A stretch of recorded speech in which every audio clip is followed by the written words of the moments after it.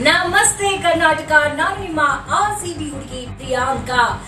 T20 ವಿಶ್ವಕಪ್ final ಪಂದ್ಯದಲ್ಲಿ ಒಂದು ಚಿಕ್ಕ ಘಟನೆ ದೊಡ್ಡ ಚರ್ಚೆಗೆ ಕಾರಣವಾಗಿದೆ. ನ್ಯೂಜಿಲೆಂಡ್ ತಂಡ ಸಾಮಾನ್ಯವಾಗಿ ಕ್ರಿಕೆಟ್ ಲೋಕದ ಅತ್ಯಂತ ಜೆಂಟಲ್ಮ್ಯಾನ್ ತಂಡಗಳಲ್ಲಿ ಒಂದಾಗಿದೆ.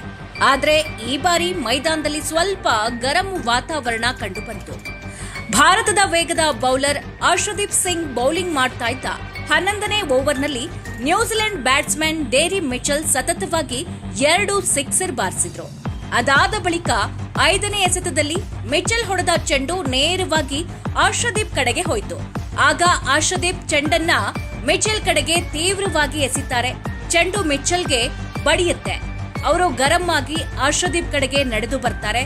ಕ್ಷಣದಲ್ಲೇ ಪರಿಸ್ಥಿತಿ ಗಂಭೀರವಾಗಬಹುದು ಅನ್ನೋದನ್ನ ಮನಗಂಡ ನಾಯಕ ಸೂರ್ಯಕುಮಾರ್ ಯಾದವ್ ಮಧ್ಯ ಪ್ರವೇಶ ಮಾಡ್ತಾರೆ.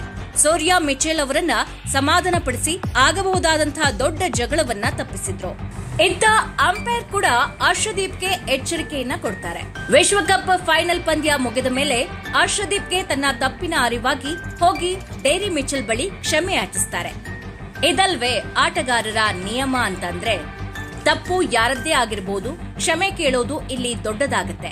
ಈಗ ಈ ಕ್ಷಣದ ವಿಡಿಯೋ ಸೋಷಿಯಲ್ ಮೀಡಿಯಾದಲ್ಲಿ ಭಾರಿ ವೈರಲ್ ಆಗ್ತಾ ಇದೆ.